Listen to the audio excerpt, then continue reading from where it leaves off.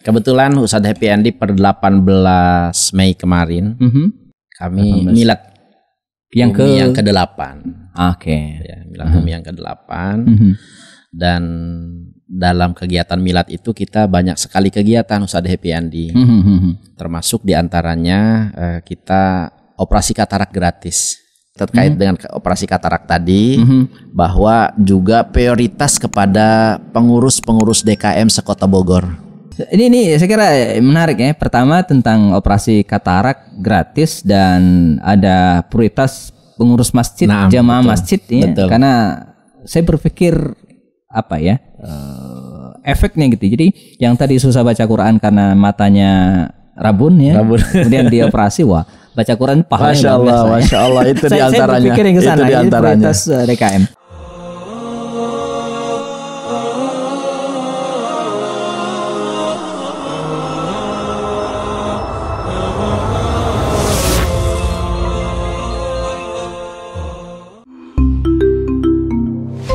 Kupas Lewat, obrolan santai. Assalamualaikum warahmatullahi wabarakatuh. Alhamdulillah, assalatu wassalamu rasulullah wa ala alihi wa sahbihi wa wala ba'du. Teman sekalian, kita bertemu lagi di acara Close ya, Kupas Lewat Obrolan Santai. Sebuah program yang digagas sebelum Ramadan kemarin dan sudah tayang beberapa episode. Program yang membahas berbagai tema ya, sesuai dengan namanya Kupas Lewat Obrolan Santai. Kita akan bicara banyak hal, tapi dengan cara yang santai insyaallah. Dan tamu saya hari ini luar biasa, Pak Najamuddin. Assalamualaikum Ustaz. Waalaikumsalam warahmatullahi wabarakatuh. Makin apa namanya? Melebar ya. Melebar. Iya. Wah ini ciri orang sukses di antaranya itu. Dan pagi ini kelihatan segar ya. Amin insyaallah. Tadi perjalanan dari rumah lancar alhamdulillah. Lancar ya? alhamdulillah. Pak Najamuddin yang secara pribadi saya sangat dekat dengan beliau karena 3 periode ya menjadi wakil kita di DPRD Kota Bogor. Banyak kiprah yang sudah beliau lakukan yang mengadvokasi masyarakat dan seterusnya. Dan hari ini kita akan bincang dengan beliau sekitar 20 atau 30 menit ke depan di acara Close insyaallah. Ustaz Najamuddin, biasanya sebelum kita teruskan podcast untuk tamu-tamu baru ya, terutama kita ada rapid test dulu Ustaz. Siap. Jadi ada 3 atau 4 pertanyaan. Oke, siap. Dan dijawab dengan ceplos saja, cepat gitu ya. Nggak usah mikir. Iya. Karena saya juga nggak akan nanya alasannya apa. Iya, siap. Pilih UIK atau Pakuan? Wika. Ya, sekarang beliau diminta untuk mengajar di kampus UIK Kota Bogor ya. Pengusaha atau karyawan? Pengusaha ya. Itu menarik tuh. Yang terakhir ya, anggota dewan atau wali kota?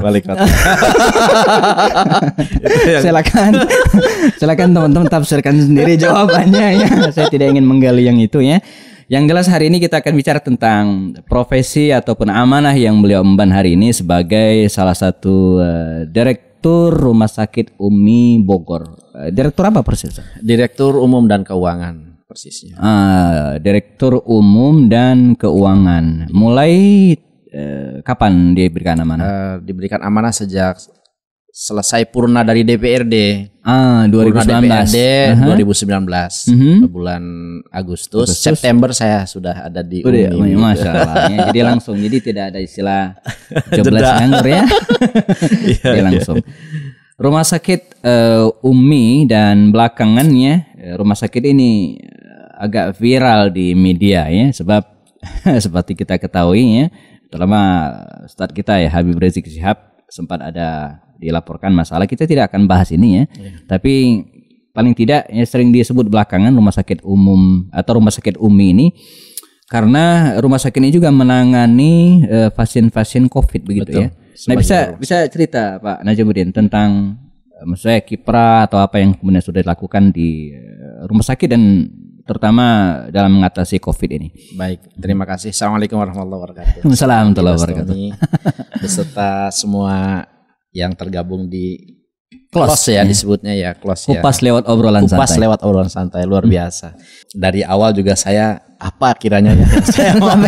Saya biasanya 15 anggota dewan tuh tidak seperti ini. Apa persiapannya kiranya gitu. Tapi alhamdulillah insyaallah mudah-mudahan karena santainya tadi ke bawah santai gitu. Betul. Nah itu kebetulan memang sejak purna dari DPRD selama 15 tahun dari 2004 sampai 2019, tepatnya di 18 Agustus saya selesai tugas dan alhamdulillah kisaran di September akhir ya.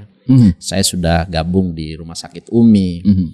Dan tentu sejak gabung di Rumah Sakit UMI, sekali lagi karena persis di sekitar tahun 2020 bulan Maret itu juga masuk pandemi. Jadi memang jadi belum setahun ya? Belum setahun tuh sudah masuk pandemi. Di 2020 ya, di bulan Maret kalau nggak salah. Nah makanya sejak itu pula akhirnya pemerintah Kota Bogor menetapkan beberapa rumah sakit sebagai rumah sakit rujukan, termasuk Rumah Sakit UMI sebagai rumah sakit rujukan COVID waktu itu. Nah untuk itu seperti rumah sakit lainnya, maka Rumah Sakit UMI senantiasa memberikan pelayanan terbaik buat masyarakat Kota Bogor dan sekitarnya karena evaluasi kita selama 2 tahun berjalan ini ternyata yang dirawat COVID di Rumah Sakit UMI tidak hanya warga Kota Bogor tapi juga warga Kabupaten Bogor dan sekitarnya. Dan itu secara administrasi boleh-boleh saja ya. Dan sah saja, boleh-boleh saja. Termasuk diantaranya kemarin karena Ustadz Happy Andi menyampaikan sempat juga Habibuna Habib Rizik dirawat. Itu juga beliau kan tinggalnya di bukan di Kota Bogor begitu ya. Ya di kabupaten di Megamendungnya ya. Di Megamendung begitu. Nah seperti biasanya bahwa rumah sakit itu tugas fungsi utamanya adalah memberikan pelayanan terbaik kepada masyarakat siapa saja gitu. Termasuk warga Kota Bogor dan di luar Bogor. Nah sehingga dalam posisi seperti itu maka kami sebagai jajaran direksi itu bagaimana bisa membuat program kegiatan yang betul-betul ketika ada pasien dirawat di Rumah Sakit UMI itu ketika pulang itu beliau puas. Gitu. Jadi itu yang menjadi tugas kami memberikan pelayanan. Nah kaitan dengan COVID tentu ada kurang lebih sekitar 21 rumah sakit yang di Kota Bogor, Rumah Sakit UMI diantaranya. Dan di awal-awal memang kita termasuk memberikan pelayanan COVID ini, pasien COVID ini cukup besar Ustaz Happy. Kita punya kurang lebih dari 50 bed. Di awal-awal ya. Dari mulai itu. Nah, yang masing-masing mungkin satu kamar ada berapa pasien biasanya? Satu kamar itu ada 2, ada 3, ada 4 gitu. Tergantung kondisi luas kamarnya. Kebetulan kalau pasien isolasi COVID itu tidak ada kelas Ustadz Happy. Jadi semuanya bisa sama dilayani dengan sebaik-baiknya begitu ya. Itu. Dan itu menerima ini ya, selain COVID BPJS segala macam bisa masuk. Betul. BPJS, pasien-pasien yang memiliki kartu BPJS itu ditangani sama dengan pasien umum yang lain. Insyaallah hanya sekali lagi biasanya ada penjadwalan saja. Jadi kita kebetulan juga bisa dengan via online kita mendaftarkan dan saat ini Rumah Sakit UMI itu sudah memiliki, karena rumah sakit tipe C Ustaz, jadi memiliki kurang lebih 190 kamar. 100 total itu untuk total, semua penyakit sama saya. Semua. 190.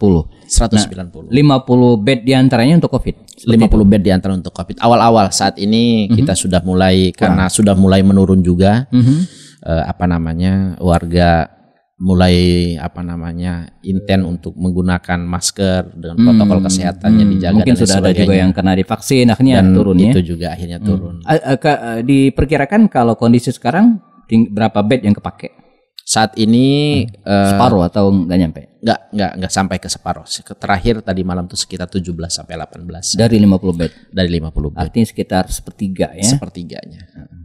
Ya mungkin menurut saya mungkin ini di rumah sakit lain juga saya kira sama kali. Sepertinya sama. Ya, artinya ini juga kabar gembira bagi kita. Jadi betul. COVID yang di awal bahkan saya dengar 50 bed itu nggak nampung ya. Ada yang harus ngantri gitu kan. Artinya ini kalau sekarang tinggal sepertiga sudah relatif mulai turun dan ini sekali lagi kabar gembira bagi kita dan kita tetap jaga kesehatan kita ya, dan jaga protokol kesehatan sampai kemudian ini sudah kita di ruang ini sudah clear insya Allah ya. Saya sudah divaksin. Saya juga sudah. Sudah vaksin juga ya.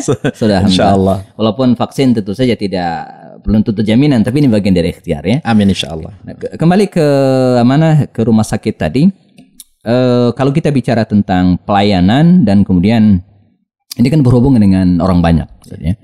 Ada kendala atau apa kira-kira yang dialami selama ini?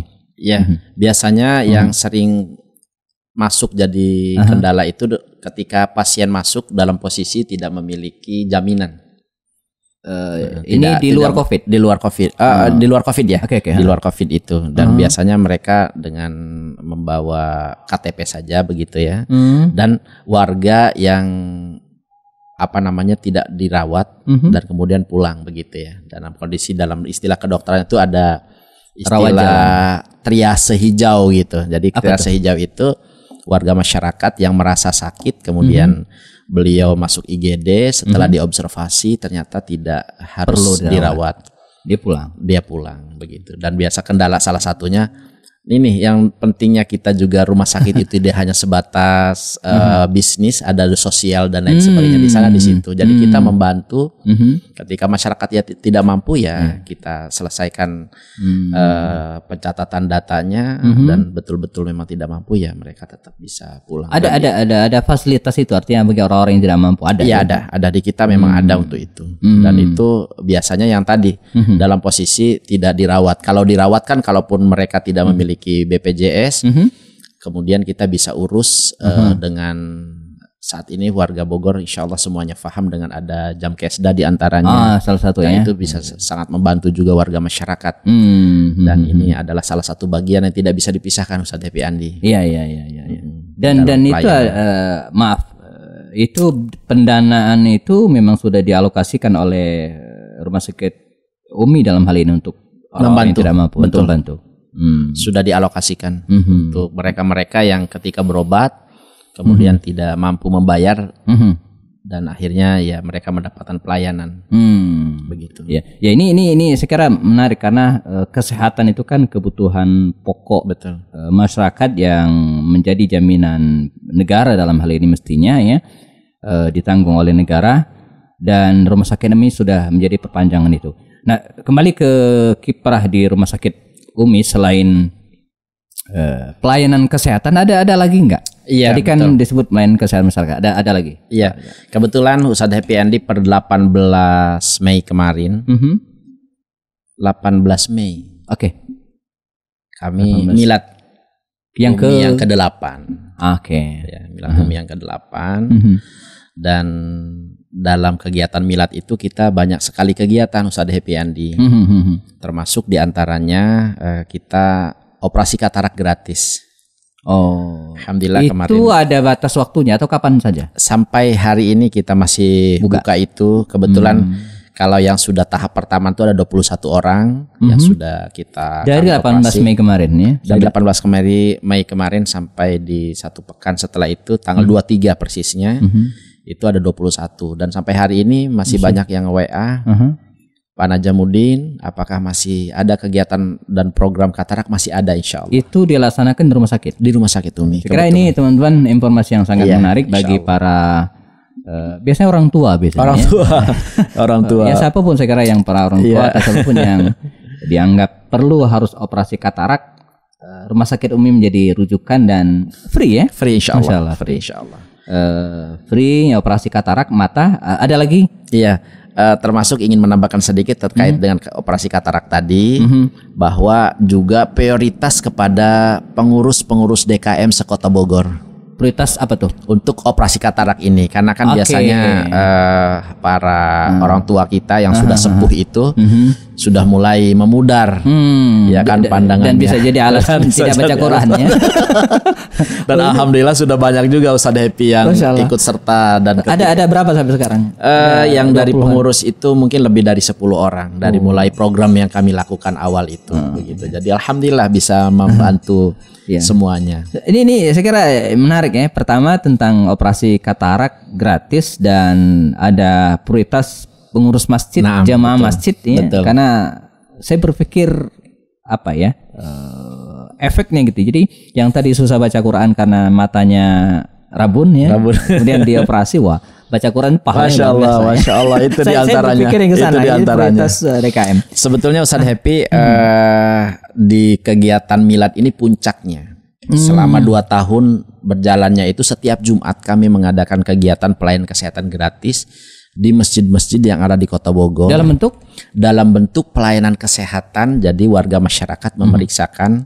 Jadi dokternya datang ke masjid. Kita datang ke masjid. Dokternya datang ke masjid khusus untuk jamaah masjid dan warga sekitarnya. Setiap Jumat, setiap hari Jumat. Satu bulan itu 4 kali. Ini sebelum pandemi ini. Berapa titik? Satu Jumat itu 1 titik. Dan itu muter di berbagai sampai wilayah. Sekarang masih sampai diizinkan kita boleh keluar lagi, boleh mengadakan kegiatan lagi. Nah, pengaturan jadwal itu dia eksposnya di mana biar masyarakat tahu? Pengaturan jadwal itu eksposnya sementara ini masih internal memang. Masjid-masjid yang mengajukan kegiatan-kegiatan. Jadi masjid bisa mengajukan? Bisa mengajukan. Wah, ini untuk mengajukan pelayanan kesehatan. Teman-teman nih pengurus masjid ya di manapun ya kerjasama. Dan ini untuk kepentingan masyarakat saya kira. Masyarakat dan Rumah Sakit Umi sudah memberikan fasilitas. Nanti bisa komunikasi langsung ke Rumah Sakit Umi. Misalnya masjidnya cukup besar, misalnya atau kemudian sekitarnya ada masyarakat yang kurang mampu. Ada pelayanan kesehatan secara umum gratis plus katarak. Jadi kita screening katarak itu di situ juga. Jadi ketika dalam satu masjid contohnya di wilayah selatan sana. Pas kita screening ada dari 100 jamaah ditambah dengan 50 warga sekitar itu ditemukan sekitar 12 sampai 13 orang. Yang katarak. Lumayan ya. Hasil screening. Bagaimana proses berikutnya adalah yang hasil screening tadi kemudian kita sebagai jajaran manajemen dengan keluarga yang bersangkutan itu langsung didaftarkan untuk screening lanjutan dengan dokter spesialis kami di rumah sakit baru ternyata tidak ada masalah dan tidak ada penyakit bawaan penyerta sehingga kita jadwalkan untuk operasi dan itu udah puluhan bahkan ratusan program itu berjalan puncaknya di Milad kemarin. Artinya program pelayanan kesehatan Jumat ini sudah lama lama dilakukan. Puncaknya di Milad kemarin dan khusus di Milad itu adalah untuk operasi katarak. Nah, jadi pelayanan kesehatan ini berupa mungkin tes yang ringan, mungkin tes gula darah gula darah lengkap semuanya kebetulan Ustadz. Jadi termasuk yang kita bawa juga dokternya sekitar 2 sampai 3 orang. Jadi ketika harus direkomendasi ke dokter tingkat lanjutan maka mereka sudah kita kasih jadwal dengan resep ya gitu, janjian begitu langsung bisa kita lakukan. Ini berhubungan dengan pelayanan kesehatan. Dari pelayanan sosial lainnya misalnya apa? Alhamdulillah kemarin juga selama proses pandemi kemarin berjalan kami mengadakan kegiatan PCR gratis. Yang bekerja sama dengan salah satu masjid di Bogor Utara waktu itu. Mahabbatur Rasul kalau tidak salah. Dan alhamdulillah itu adalah Rumah Sakit Umi Ustadz Happy Andi. Dan satu-satunya rumah sakit swasta yang mengadakan kegiatan PCR free insyaallah. Berapa orang kemarin? Sekitar 115 kalau tidak salah. Dan itu salah satu bentuk partisipasi kami terhadap kondisi yang ada dan kepedulian kami terhadap kondisi masyarakat saat ini Ustadz Happy Andi. Masya Allah luar biasa. Jadi ini penting juga. Iya. Jadi ini perlu sengaja diangkat ke atas. Pertama bagian dari syiar dan publikasi, tapi yang paling penting juga adalah agar ini menjadi inspirasi. Jadi inspirasi bagi siapapun, bagi pengelola rumah sakit yang lainnya. Apalagi di tengah pandemi ini, seserang panaja saya sampaikan. Hampir semua lapisan masyarakat mengalami guncangan ekonomi, hampir semua. Saya kira apa yang bisa kita lakukan, di antaranya rumah sakit sudah memberikan pelayanan kesehatan, pelayanan sosial, atau ada program lain. Misalnya kita ada program khitanan gratis juga buat warga masyarakat. Sampai sekarang? Iya masih ada program itu. Saya jadi sudah kalau masih ada, kalau ada warga masyarakat yang mau khitan boleh didaftarkan ke rumah sakit Umi. Lewat ada kita online-nya, jadi kita bisa lakukan. Itu siapapun. siapapun warga Kota Bogor dan sekitarnya. Masya Allah. Saya baru ini teman-teman saya baru tahu ya. Padahal anak saya 2 orang laki-laki. Oh, Masya Allah, itu bisa kasih kesempatan. Sakitan gratis di Rumah Sakit Umi dengan cara datang langsung ya. Dengan datang Artinya langsung. ini tidak ada batas ini maksudnya bulan dan tanggal tidak ada. Masih ada ekonomi maksudnya ini mampu tidak mampu sama aja. Iya, insya Allah. Jadi yang biasanya memang kalau yang mampu kan hanya konsultasinya, dia hanya nanya gitu. Kalau bayar berapa sekian, gitu kan? Artinya kalau mau bayar, alhamdulillah. Oke. Karena kita memang program ini program untuk masyarakat yang membutuhkan gitu. Betul. Ya, saya kira ini juga menarik ya. Jadi artinya kalau mampu ya bayar karena bisa digunakan untuk yang lain gitu kan. Tapi kalau tidak mampu jangan sampai tidak khitan. Itu menarik. Betul. Ada lagi Pak Naja yang sosial? Yang sosial kemarin kita juga membuka bank darah Ustadz Happy Andi. Bank darah untuk kebetulan kan dengan pasien COVID ini membutuhkan darah yang luar biasa. Kami biasa termasuk juga plasma. Kami kebetulan belum, kalau untuk plasma belum, karena di Keramat Jati yang ada ya. Oke. Kemarin kita dihadiri oleh PMI Bank Darah juga, Bank Darah Pak Edgar. Beliau yang membuka unit baru kami untuk bandara. Jadi kita berkolaborasi, jadi menyiapkan agar kebutuhan darah di rumah sakit, terutama bagi pasien-pasien yang membutuhkan itu bisa ditangani dengan cepat. Sebetulnya semangat dan ruhnya di situ. Jadi bagi teman-teman informasi, jadi kita bisa menyumbang atau istilahnya donor darah di Rumah Sakit Umi. Donor darahnya tetap dilakukan di PMI. Kita kita memiliki bank darahnya. Jadi darah. Jadi bukan di Rumah Sakit Uminya. Bukan. Jadi tetap kita komunikasi dengan PMI. Kemudian nanti dari PMI darahnya diambil ditaruh di Rumah Sakit Umi. Iya, begitu. Artinya bagi yang membutuhkan misalnya baik rumah sakit atau apapun bisa merujuk ke Rumah Sakit Umi. Kemungkinan mereka punya stok atau tidak. Kemungkinan gitu ya. Begitu insya Allah. Kedepannya seperti itu. Saat ini memang kebutuhan yang kami siapkan itu untuk internal kami dulu. Tapi insya Allah dalam jangka waktu cepat di akhir Januari atau bisa berikutnya. Bisa ke yang lain gitu ya. Bisa ke yang lain. Jadi sangat-sangat menarik. Ini luar Kenapa biasa. Tidak pengambilan darah atau donor darah tidak dilakukan di rumah sakit sendiri? Iya, kalau kegiatan kemarin dalam rangka milad kita pengambilannya dilakukan di Rumah Sakit Umi, tapi dengan kerjasama Ustadz Happy, kerjasama dengan PMI begitu, dan setelah pelaksanaannya itu di Rumah Sakit Umi. Ke depan belum ada. Insya Allah itu termasuk yang kita sedang prioritaskan. Satu lagi mungkin ada saya dengar selain pelayanan itu kan bagian dari pelayanan kesehatan. Pelayanan sosial lainnya, mungkin pemberian biaya pendidikan, sembako atau apa ada. Oh iya. Alhamdulillah kita juga sama kegiatan-kegiatan sosial terutama untuk anak-anak yatim dan duafa itu kita lakukan di Rumah Sakit Umi, warga sekitarnya, warga Kota Bogor dan sekitarnya. Alhamdulillah juga itu berjalan dengan baik. Dan tentu di antaranya juga ada program yang kemarin Ustadz Happy Andi. Selama Ramadan itu kan kami rutin bersama dengan masyarakat dan DKM tadi dalam penyerapan kegiatan-kegiatan kita melakukan kegiatan buka saum bersama dengan masyarakat begitu di masjid.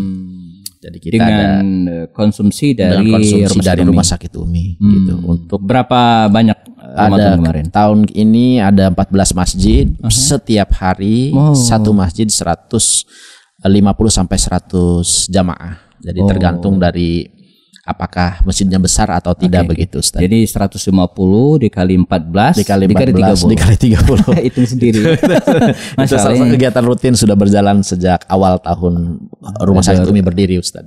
Hampir setiap Ramadan. Hampir setiap Ramadan dilakukan insyaallah. Ini luar biasa kita teman sekalian sudah bicara banyak tentang pelayanan Rumah Sakit Umi dalam hal ini, dan berharap tayangan ini menjadi inspirasi bagi kita semua ya, baik secara personal atau yang paling penting lagi adalah pengambil kebijakan ya. Nah, bicara tentang pengambil kebijakan ini, saya tertarik untuk menggalinya ya, terutama di Kota Bogor dengan Pak Najamuddin di podcast tersendiri. Jadi nanti di podcast tersendiri kita akan bicara tentang ke Kota Bogoran gitu kan. Bagaimana pandangan-pandangan Pak Najamuddin yang sudah 3 periode berada di Dewan ya, dan itu tahu persis tentang kondisi Kota Bogor ya, baik yang positifnya maupun perbaikan-perbaikan yang akan datang. Kita akan hadir lagi pada podcast berikutnya, dan terima kasih sudah membersamai kami. Sekali lagi kepada Pak Najamuddin. Terima kasih. Alhamdulillah sudah hadir di studio ini. Terima kasih Ustaz Gandhi. Kita ketemu lagi podcast berikutnya. Jazakumullah. Assalamualaikum warahmatullahi wabarakatuh. Waalaikumsalam warahmatullahi wabarakatuh.